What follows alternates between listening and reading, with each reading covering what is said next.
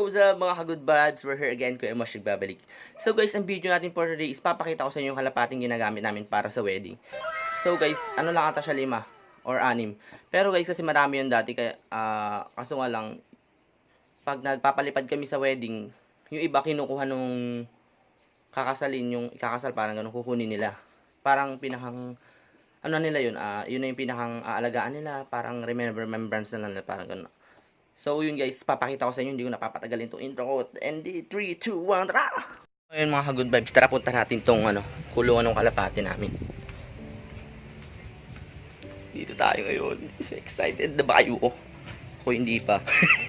So ngayon mga ka-good vibes, dito tayo sa may kulungan ng kalapati namin. So ito guys, ito yung 3, and then andun din 3. So bali 6 pala yung kalapati namin, mga ka-good vibes. Ngayon mga ka-good vibes, kung may nakikita kayo dito na may batik ito parang may blue block. May block siya na isa. Ito kasi guys, parang naligaw, parang ganun. Yung pumupunta po siya dito para makikain lang. Kasi nung parang ilang araw na ganun, hindi na siya umalis dito. Kaya ang ginawa namin mga ka-good vibes, kinuha namin siya para ikulong lang dito. Sila talaga yung mag-asawa yung nasa taas na yung mag-asawa talaga yun. Ito, parang ano lang siya, yung kabit. So, ngayon yung mga good vibes, kinulong namin siya dyan. Kaya, ayan, maayos naman na siya. Hindi na siya yung tulad dati na parang nilalamig, walang sariling bahay, ganun. Ito naman yung sa kami kabila naming kulungan, mga good vibes. Ayan. Bali 3 rin sila, ayan. So, yun mga good vibes, yung dalawa dyan, mag-asawa talaga. Ngayon, nung kailan, parang nabasa. Nabasa ang itlog niya pa, kaya nabugok. Parang naibong sa Ilocano. So mga ka-Ilocano diyan, mga naibong kasi yung itlog niya. Basta 'yun. Papakita ko sila, yung dalawa na to. Mag-asawa talaga 'yan. Ayan, ayan. Ayan. Kanina mga ka-good vibes, yun yung nakita yung balahibo na 'yun. Parang iniipon na naman nila para gawin nilang pugad. Kasi para mangingitlog naman tong isa eh. Then nakakapanghinayang lang na yung itlog niya na nasayang. Kaya gusto kasi, ang point ko kasi dito ngayon mga ka-good vibes, ang gusto ko mangyari, paramihin sila uli. Kaso hindi ko alam kung paano eh. Parang ang bagal nila mga itlog, ganun. Kaya kailangan sana soon makapunta ko kay Kalapatids, kay Homing Pigeon TV.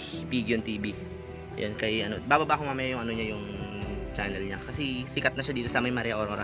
Magtatanong kami kung ano yung mabisang pampaitlog ng kalapati. Bibili kami ng pagkain ng pero sa ngayon wag muna kasi kakaya. Wala akong lakas ng loob na ipakita sa kanya tong channel ko, si Kalapatids. Yan, ito.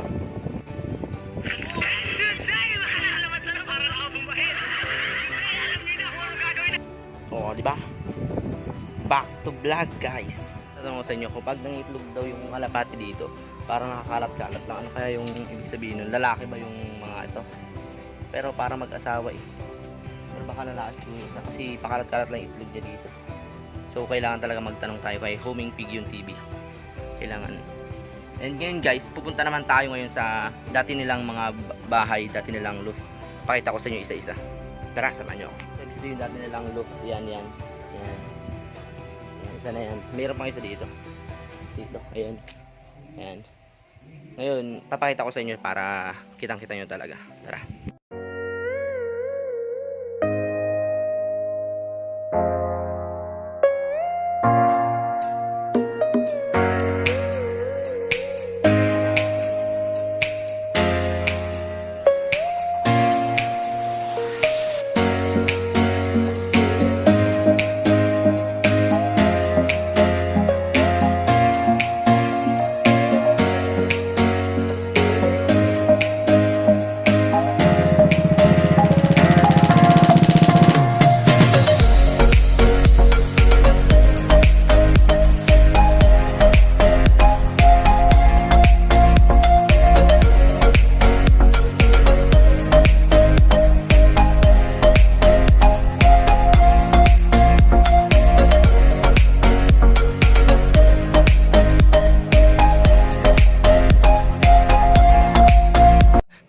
lang pero nakakagawa kami ng sarili namin kulungan ng kalapati.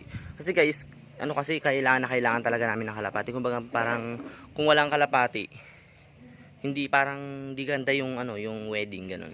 Kailangan yung ikakasal talaga may pampalipad, yun yung parang yun yung pinakang sa tradition dito sa may amin. Kailangan may palipad ng ganun para mas tumibay pa daw ang pagmamahal nila. Charot, basta totoo yun. And yun guys, ito, papakita ko na sa inyo lahat yung kalapati namin.